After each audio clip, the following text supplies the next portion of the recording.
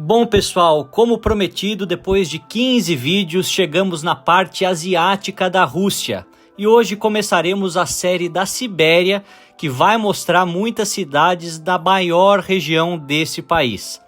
Desde Moscou até Novosibirsk foram mais de 4 horas de voo durante a madrugada e já pela manhã eu desembarquei na maior cidade siberiana. Como gravei muito conteúdo aqui, nós teremos 2 vídeos sobre Novosibirsk, então se faltou alguma coisa hoje, não se preocupa que logo no próximo estarão lá as outras informações, já que hoje vou focar em aspectos mais políticos da Sibéria. Acho que essa introdução é importante, além, é claro, da participação da cidade na Segunda Guerra Mundial. Já no próximo vídeo vou trazer mais imagens e histórias sobre o centro dessa metrópole, além, é claro, dos passeios pelos belos parques encontrados aqui. Então já deixa o seu like, se inscreve no canal e por favor assista o vídeo até o final.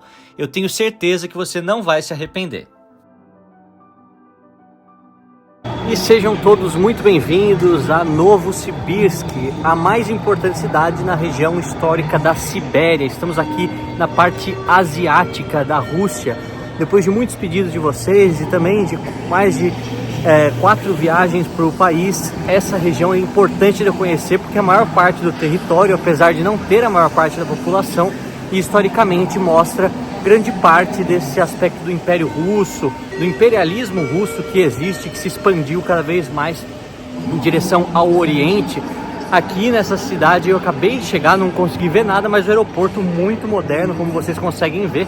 Então, se você gosta de aprender sobre as regiões da Rússia, da União Soviética, antiga União Soviética, e desse trabalho minucioso que eu tenho apresentado aqui, peço que você se inscreva no canal, dê uma chance à nossa abordagem aqui e assista esse vídeo até o final que você vai se surpreender.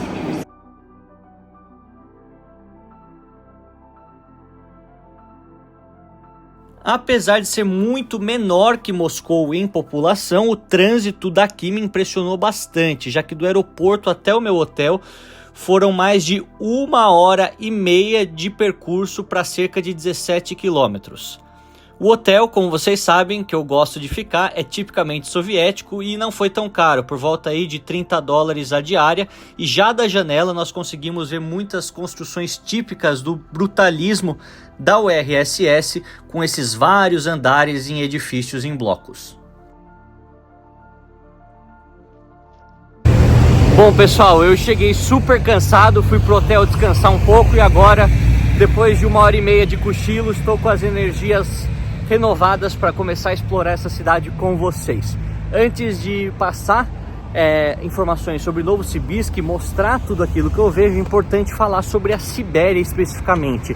Ela não é um conceito político com fronteiras completamente determinadas e específicas, é mais um conceito histórico associado à parte asiática da Rússia, e que temos o seu início a partir dos Montes Urais, muitos assim determinam, né? Onde termina a Europa, começa a Ásia, e aí indo até o Oceano Pacífico, lá do outro lado.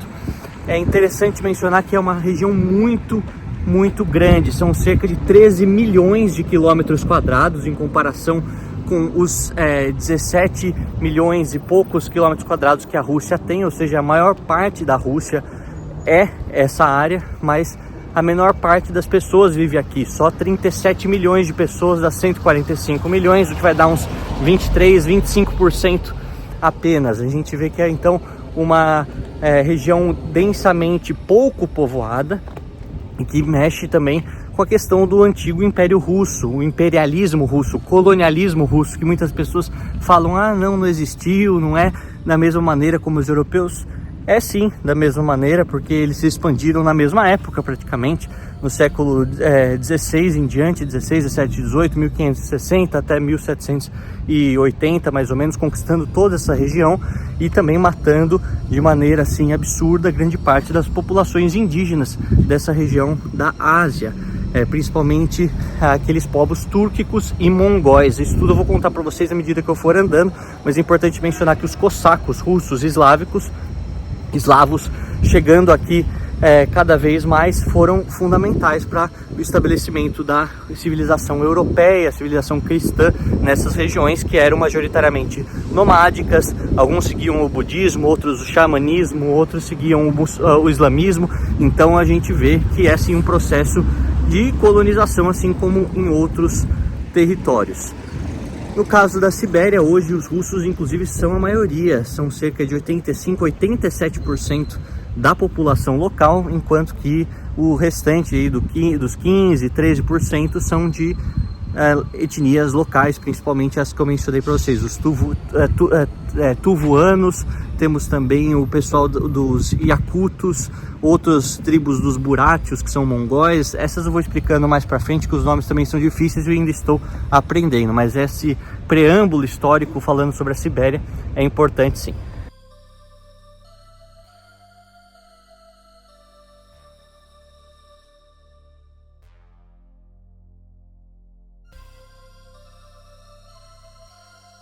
Outros fatores que são extremamente importantes e sempre associados com a Sibéria são relacionados ao seu clima muito frio durante o inverno, com média de temperaturas aí a menos 25 graus em algumas localidades lá perto do Lago Baikal, entre outras, mais no centrão da Sibéria, indo para menos 40, 45, sendo talvez as cidades mais frias do mundo.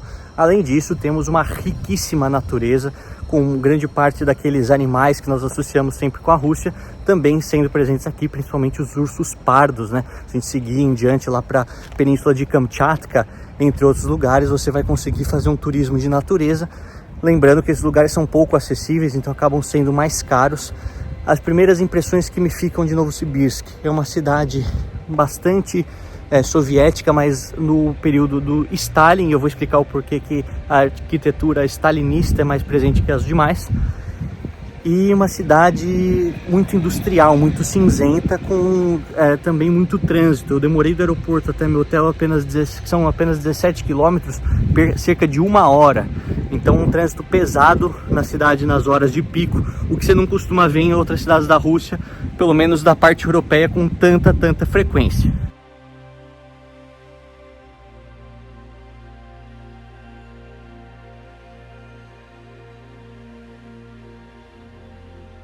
Então, se você quer visitar a Sibéria, aconselho você vir durante o período de verão, que é o período que estou viajando agora. No final do verão, ainda assim, já é mais frio do que outras regiões da Rússia, fazendo aí por volta de 16, 18 graus durante o dia e durante a noite podendo ficar abaixo de 10 graus, o que já é frio para muitas pessoas que vêm do Brasil, mas ainda assim muito mais quente do que os menos 10, 15, 25, 45 que a gente tem aqui no outono e no inverno. Há aqueles que querem também experienciar o inverno, mas saiba que aqui é extremamente frio e você não consegue andar nas ruas, não consegue ver as cidades dessa mesma maneira pela quantidade de neve e pela intensidade do frio. Seu corpo não aguenta ficar mais do que 5, 8 minutos fora nessas temperaturas sem precisar voltar a se aquecer e continuar o caminho, além da baixa luminosidade, como eu sempre menciono para vocês. Por isso, esse aspecto do planejamento das viagens é extremamente importante em se levar em consideração também.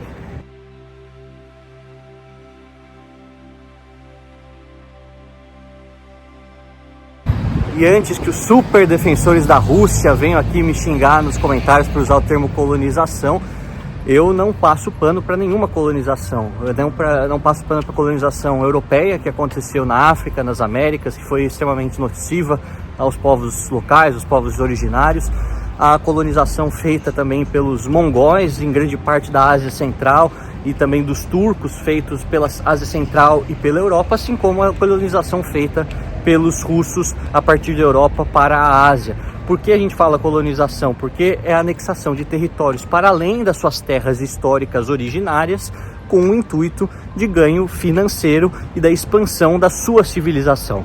E isso é exatamente aquilo que a gente viu que aconteceu na Sibéria. Tínhamos povos das mais diversas origens, mais diversas matrizes religiosas, e muitos deles não sendo europeus, não tendo esse olhar tipicamente europeu, e hoje não é aquilo que representa a maioria. Falei para vocês, 85, 87% das pessoas que vivem aqui são russos, étnicos cristãos ortodoxos, assim como nós temos em grande parte do Brasil também uma presença muito forte de europeus que não são originários daquela terra. E aí envolve todo um processo que a gente chama de colonização, utilização dos recursos. Eu não sou da turma da lacração, todo mundo sabe disso, mas é importante a gente dar o nome certo aos conceitos corretos. Não é só porque os outros países fizeram e fazem colonizações que a Rússia, por estar do lado oposto, não faz. Seria um país bonzinho. Não existe países bonzinhos na história do mundo. Grande parte dos países só está atrás de interesses. Se você acha que o Ocidente é a raiz de todo mal, ou a Rússia e a China é a raiz de todo mal, você já está contaminado 100% com uma ideologia que faz com que você não consiga enxergar para além da cartilha que agrada a sua própria vontade. Aqui nesse canal a gente bate em todo mundo, a gente elogia todo mundo, a gente está em busca de mostrar as informações, não de fazer com que você siga determinado caminho. Pense por si mesmo, mas as informações, os fatos, são importantes serem trazidos. E aqui na Sibéria, a partir do século XV, um processo de colonização aconteceu. Isso não é novidade nem mesmo para os russos.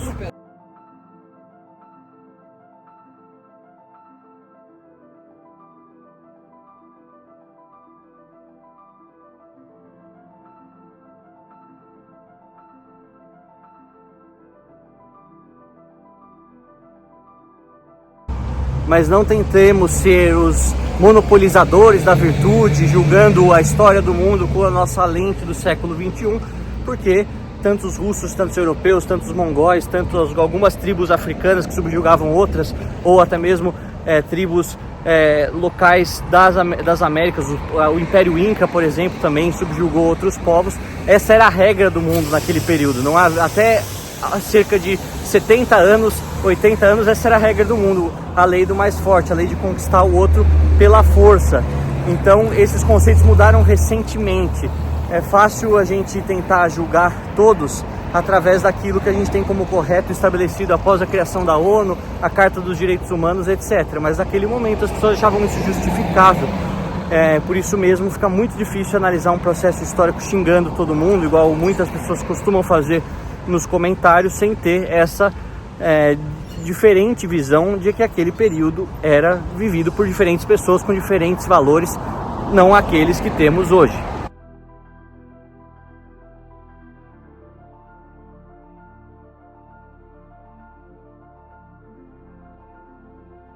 Bom, saindo um pouco desse lado da filosofia, meio pesado para algumas pessoas, falar aqui da cidade, muitas coisas em construção e muitas avenidas com um estado mais deteriorado do que na Rússia europeia. Se percebe que o processo de construir uma avenida ele vai de maneira mais lenta, por ter menos trabalhadores aqui que vivem aqui, a população é menor, isso é uma obviedade, mas a gente vê que talvez essa vontade de ter tudo bonitinho, nos mínimos detalhes, igual a gente tem em cidades como São Petersburgo, Moscou, Tula, Volgogrado, que eu mostrei para vocês aqui já no canal. Aqui não é bem muito assim, as obras ficam abertas por semanas e semanas, meses e meses, me dá essa impressão pelo menos.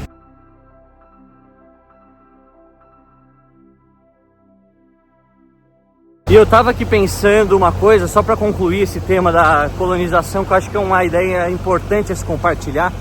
A impressão que a gente tem das piores potências coloniais, muitas vezes está associado com aquelas potências coloniais que não tinham as suas colônias como um território contínuo ou contíguo a partir do seu território, como o caso da Inglaterra. A Inglaterra é uma ilha pequena no Oceano Atlântico, na ilha da Grã-Bretanha, no caso, que conquistou todo o resto do mundo, na África, nas Américas, na Ásia, Oceania, etc. Mesma coisa a gente associa a Portugal, França e outros países. Mas no processo de colonização em que os países anexados, os territórios anexados são contínuos a partir do território original, como foi o caso do Império Mongol, o Império Turco-Otomano, o Império Russo, ou até mesmo o Império Americano, a expansão para o oeste nos Estados Unidos, uma espécie também de colonização de diversas terras que tinham outros povos, a gente acaba não associando diretamente com a ideia de colonialismo, porque em muitos desses casos essas terras anexadas ainda fazem parte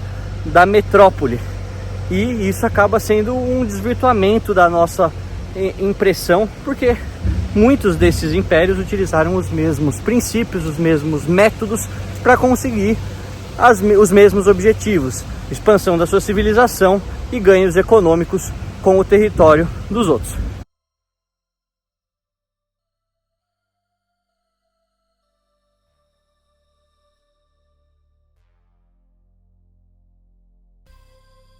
Então, chegando aqui perto de uma região mais bonita, de um parque em Novosibirsk, vamos começar falando dessa cidade, que é um fenômeno interessantíssimo.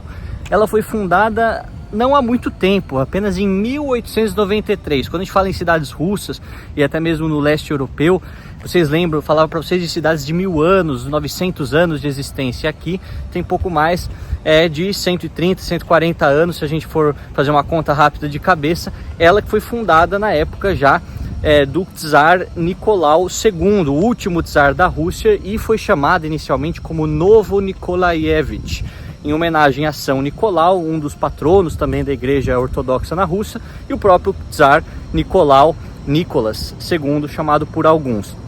Foi uma cidade estabelecida quando havia também a construção cada vez mais ao oriente da rota transiberiana de trens, que buscava unir o país, que era muito espaçado, muito dividido, muito isolado umas regiões das outras, e assim ficou por grande parte daquele período final do Império Russo, até que na época soviética ela foi renomeada para Novosibirsk, a Nova Sibéria, assim chamada, e uma cidade que passou por um intenso processo de industrialização, atraindo muitas pessoas. Inclusive na década de 60, em 1960, ela já tinha ultrapassado a marca de 1 milhão de habitantes, ou seja, foi uma das cidades que em menor tempo, desde a sua fundação, conseguiu 1 milhão de habitantes, o que é extremamente impressionante. Acho que em 1962, aí pouco tempo depois, 70 anos da sua criação, já tinha chegado nessa marca. Hoje são cerca de 1,6 milhão de pessoas, de uma cidade igualmente muito industrializada. E essa industrialização não se deve apenas ao período stalinista, logo depois da Revolução Russa, 1920, 1930, mas também ao período durante a Segunda Guerra Mundial, onde muitas indústrias foram trazidas para cá por ser longe do fronte e estarem mais protegidas, o que fez com que cada vez mais pessoas viessem para cá e a cidade crescesse cada vez mais economicamente. Inclusive por isso, apesar de não ter sido uma cidade que participou da Segunda Guerra ativamente, é uma cidade considerada das grandes ajudadoras da causa soviética durante aquele período, por ter produzido muitas armas, por ter produzido grande parte de todos os implementos industriais de diversos setores para abastecer o restante da Rússia, enquanto aquela região de São Petersburgo, de Volgogrado, Stalingrado, Tula, Kaluga, Brest, Kiev, Minsk estavam sob ataque e até mesmo sob a ocupação alemã. E agora eu cheguei aqui no Parque da Vitória, o Hall da Glória, assim chamado, que já tem tanques soviéticos, vocês podem ver aqui, em homenagem. Apesar de não ter tido batalhas aqui, essa menção à guerra ela é sempre muito presente e necessária para agradecer os esforços dos trabalhadores de Novosibirsk e de toda a Sibéria, e também para mostrar toda essa resiliência russa durante aquele período tão difícil, que eu já contei para vocês também amplamente nas diversas playlists.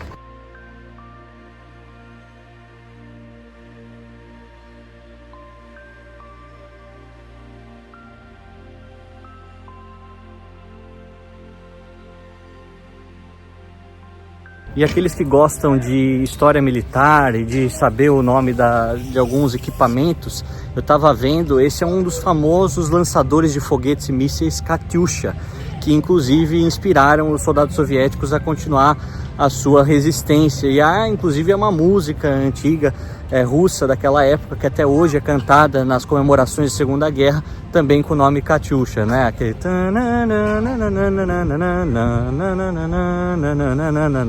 Então vocês veem, hoje as crianças ficam brincando em cima do lançador de mísseis, mas está tudo aqui em exposição, aviões, tanques, um parque muito bonito, muito bem cuidado, como sempre aqui. Essa região, aquelas regiões onde as pessoas utilizam mais, a gente vê que segue o mesmo padrão mostrado no restante da Rússia. Vamos continuar aqui explorando, vendo, mostrando tudo para vocês.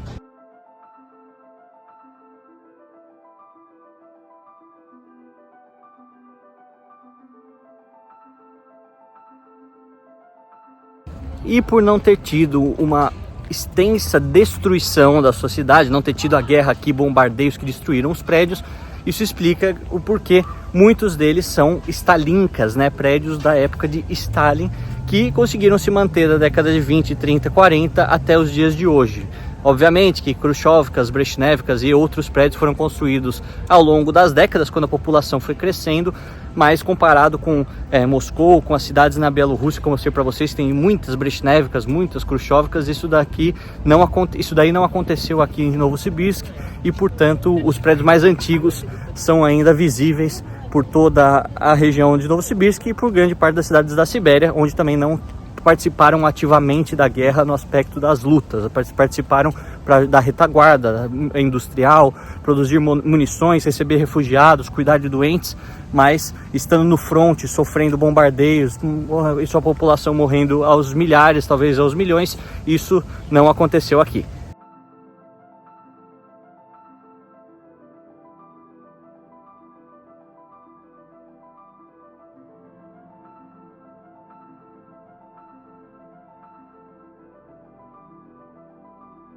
E algumas pessoas novas que chegaram às vezes não podem não entender: ah, Luca, por que está escrito 1941, 1945 e não 1939, 1945, que é a data que a gente associa à Segunda Guerra?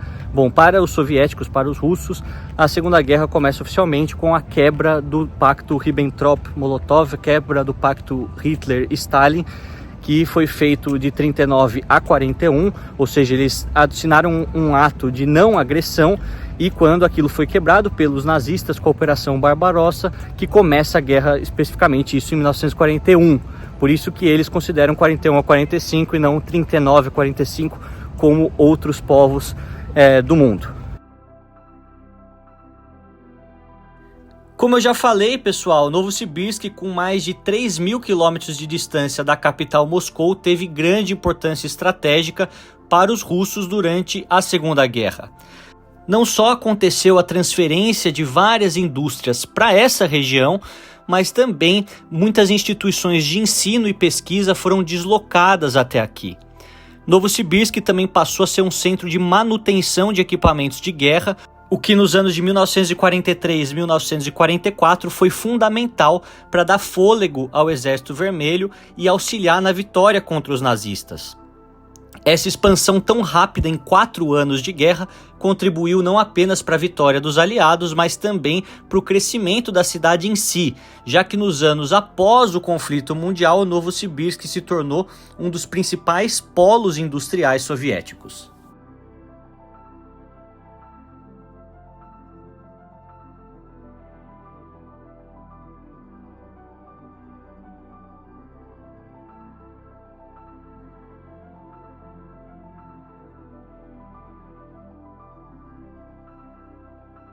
E vocês sabem que eu não sou historiador da arte, mas sou um entusiasta da arte, principalmente os murais soviéticos. E aqui eu acho que é interessante a gente analisar em conjunto. Vocês conseguem ver que há uma série de mulheres e pessoas carregando bombas, carregando coisas nos ombros, ou seja, uma referência clara à indústria que foi estabelecida aqui na Sibéria para ajudar o fronte na Europa, e aqui eles mais ou menos que sustentando toda a sociedade que estava em chamas, estava em destruição, como vocês conseguem ver, com aviões, com prédios pegando fogo, etc. E aqui mais para trás, neste outro, nós vemos também a questão das enfermeiras, as pessoas refugiadas que foram recebidas aqui, foram bem tratadas, tanto aquelas fugindo da guerra com medo, as famílias, ou tantas outras feridas que foram de fato tratadas aqui. Lá em cima, os soldados.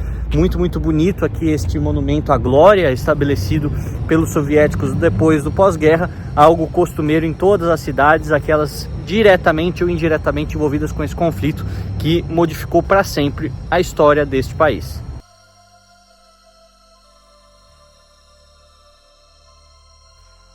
E aí, o que vocês acham desse tipo de arte soviética, com esses murais, essas esculturas em relevo? Deixa aqui os seus comentários, porque eu gosto sempre de ler a opinião e saber o que cada um de vocês pensa, muitas vezes até interagindo, respondendo aos comentários de vocês.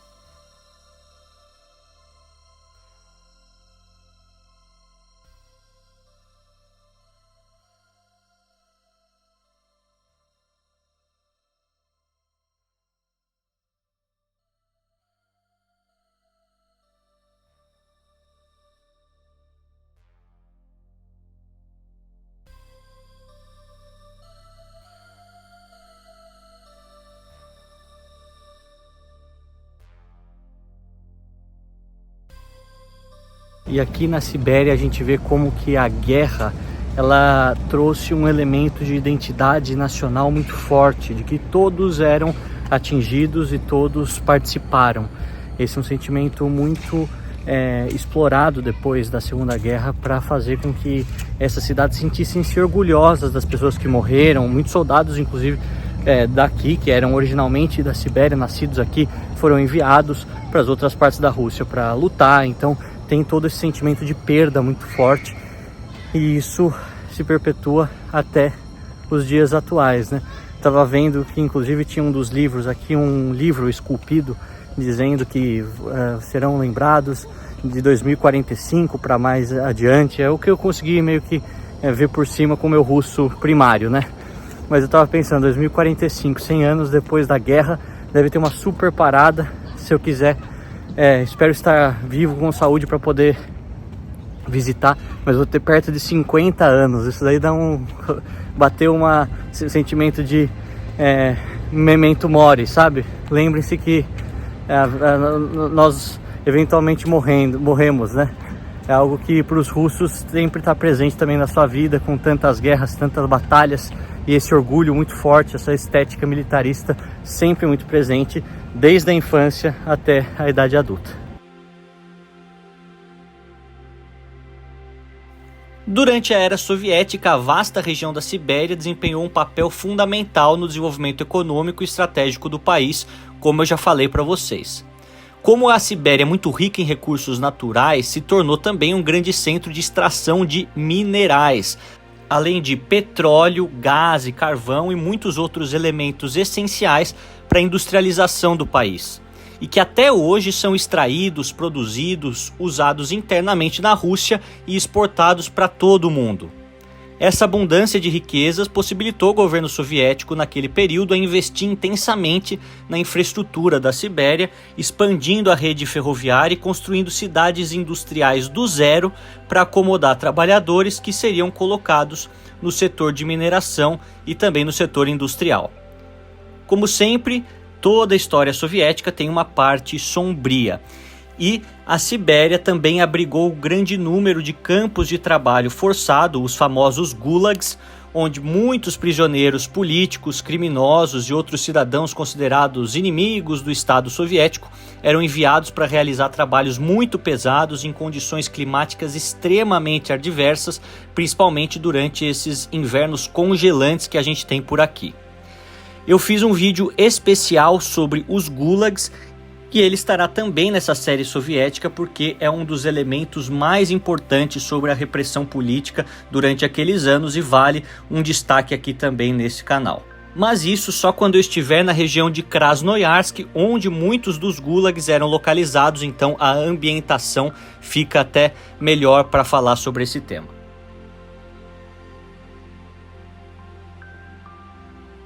Apesar de algumas ruas não muito bem cuidadas, a gente vê que a vida aqui é simples, temos feiras, centros comerciais antigos e modernos e também uma sensação geral de bastante segurança. Vale sempre ressaltar isso aqui para vocês, que mesmo não sendo tão bonita ou esplendorosa como Moscou ou São Petersburgo, Novosibirsk e outras cidades da Sibéria continuam sendo seguras. Eu também aqui utilizei os metrôs dessa cidade, que foram construídos quando Novosibirsk começou a crescer rapidamente neste boom aí por volta dos anos 60, 70.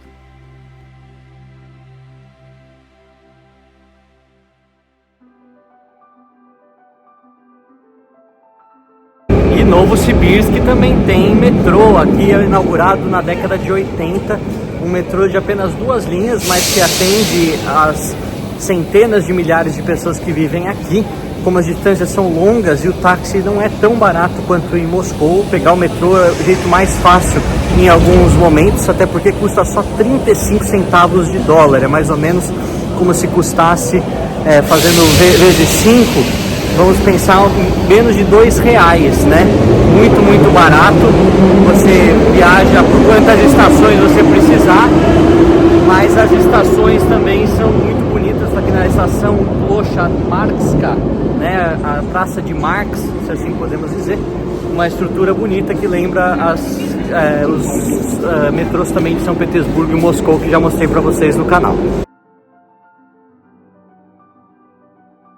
E mesmo tendo sido construída só na década de 80, essas linhas de metrô, essa linha de metrô especificamente, que é a mais longa, corta de norte a sul, também tem homenagens a diversos elementos da União Soviética, da Revolução, a Lenin. E essa que eu estou agora é a estação Gagarinskaya, em homenagem a Yuri Gagarin. Muito bonita, né? Tudo um aspecto futurista com essas colunas acesas e sempre fotos do Gagarin em cada um dos cantos.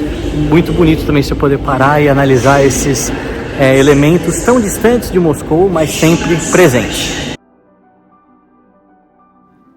E vale dizer, pessoal, que no campo científico nós tivemos aqui perto de Novosibirsk a criação do Akademgorodok, em 1957, que foi uma cidade científica da União Soviética voltada inteiramente para pesquisa e inovação, o que atraiu cientistas de todo o país que fizeram muitas descobertas fundamentais para os avanços tecnológicos dos anos 60, 70 e 80. Também no campo da exploração espacial, um dos temas queridinhos aqui desse canal, como vocês bem sabem. O caráter revolucionário de Novosibirsk e o seu papel importante na Revolução Bolchevique de 1917 também é mencionado em alguns cantos por aqui, e essa história eu vou contar em maior detalhe na continuação desse vídeo, no próximo episódio, onde há um monumento específico para isso. Vale lembrar que a Sibéria é uma região imensa, com mais de 13 milhões de quilômetros quadrados e milhões de pessoas que vivem aqui. Exatamente por isso que é uma região multifacetada, multiétnica, com uma natureza muito diversa. Então eu vou tentar dar meu máximo para mostrar mais cantos possíveis para vocês, mas pela própria vastidão dessa região, algumas coisas eventualmente vão ficar faltando, mas não se preocupem. Afinal, vocês sabem que eu sempre viajo aqui para a Rússia e muitas outras viagens para cá vão acontecer muito antes de que tantos outros imaginam. Para aqueles que ficaram até o final do vídeo, eu deixo aqui o meu muito obrigado de coração. Espero que vocês tenham gostado desse vídeo, aprendido informações novas. Desejo a todos um ótimo dia, uma ótima noite, independentemente de onde você está no mundo. Um forte abraço a todos e fiquem com Deus.